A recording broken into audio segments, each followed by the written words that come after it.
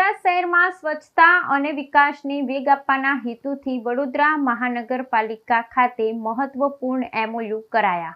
વડોદરા મહાનગરપાલિકાની વડી કચેરી ખાતે સ્વચ્છતા અભિયાનને વેગ આપવા માટે એક અગત્યની બેઠક યોજાઈ હતી।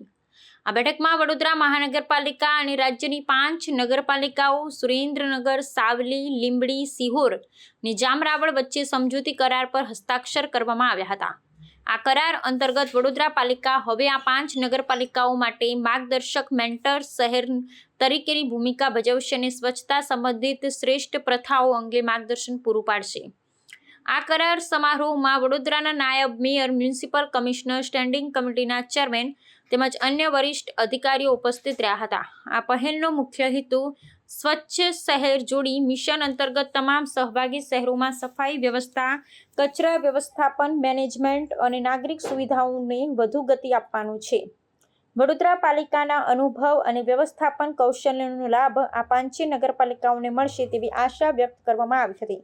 આ પ્રકારના આંતર શહેરી સહયોગથી રાજ્યના નાના શહેરોમાં સ્વચ્છતાનું દર અને જીવન ધોરણ ઊંચું લાવી શકાશે। વડોદરા મહાનગરપાલિકા દ્વારા અન્ય પાલિકાઓને આપવામાં આવનાર માર્ગદર્શન થકી સ્વચ્છતામાં સર્વેક્ષણમાં આ શહેરોનું પ્રદર્શન સુધરે અને ઉત્કૃષ્ટ સફાઈ વ્યવસ્થાનું નિર્માણ થાય તેવો દ્વિમુખી ઉદ્દેશ આ સમગ્ર મિશનનો છે। આ કરાર ગુજરાતના શહેરી વિકાસ અને સ્વચ્છતાના લક્ષ્યોને સાકાર કરવામાં મહત્વપૂર્ણ સાબિત થશે।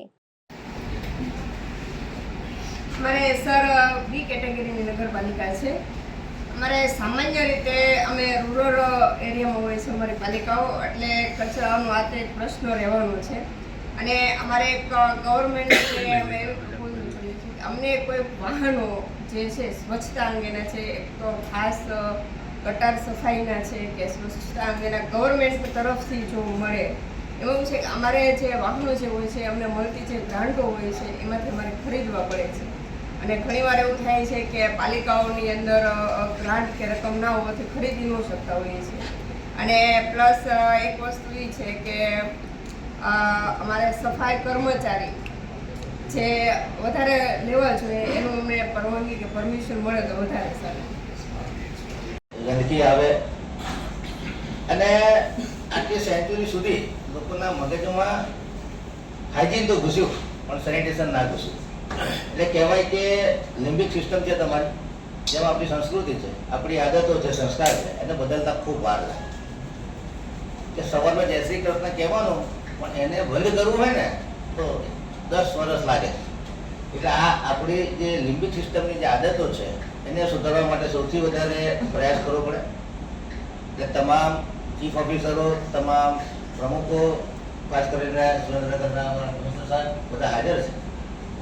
સ્વભાવમાં ચેન્જ લાવો, સંસ્કારમાં ચેન્જ લાવો, હેબિટમાં ચેન્જ લાવી એટલે બિહેવિયરલ ચેન્જ કોમ્યુનિકેશન અને ઇન્ફોર્મેશન એજ્યુકેશન કોમ્યુનિકેશન 17મી સપ્ટેમ્બરથી 2 ઓક્ટોબર અને 2 ઓક્ટોબરથી 31મી ઓક્ટોબર અને કેન્દ્ર સરકારને વિચાર આવ્યો કે સ્વચ્છતા સર્વેક્ષણ દર વર્ષે કરીએ છીએ।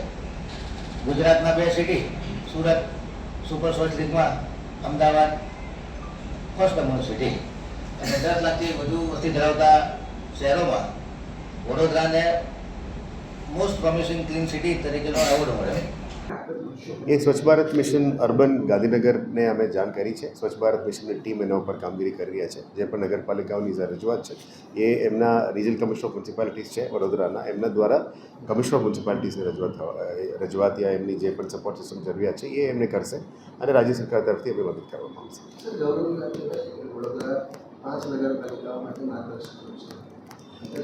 ગૌરવની વાત એ છે કે આપણે આ પ્રોસેસ શરૂ કરી છે।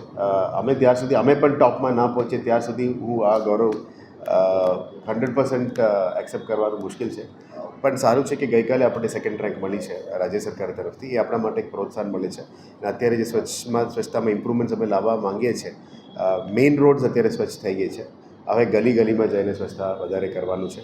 જે જાહેર જગ્યા ઉપર બિન્સ છે આ બિન્સ બધાને અમે કાઢી દેવાના છે, એટલે આ ગાર્બેજ વલ્નરેબલ પોઈન્ટ્સ કહેવાય અને CTU છે, ટાર્ગેટ યુનિટ છે, એ નાલાઓ છે, તમારા જાહેર જગ્યામાં ગંદકી કરનાર જગ્યા છે એના ઉપર પણ અમે કામગીરી કરીશું. આવનારા દિવસોમાં આપણે પબ્લિકને જઈને વિનંતી પણ કરવાની છે ગંદકી ના કરવા માટે, અને જે સારું કામગીરી કરે છે એમને સન્માન પણ કરવાના છે. એટલે અલગ અલગ સોસાયટીના પ્રમુખો સાથે મિટિંગ કરવાના, અલગ અલગ વોર્ડમાં પણ મિટિંગ કરવાના. એટલે સોસાયટી અમે હરીફાઈ કરાવીશું, એટલે જાતે એ લોકો સ્વચ્છ બને અને સ્વચ્છતા કરે, અને જાહેર જગ્યા ઉપર ગંદકી કરનારી ઉપર જે ટકોર પણ કરવાની જરૂરત પડે એ પણ કરીશું.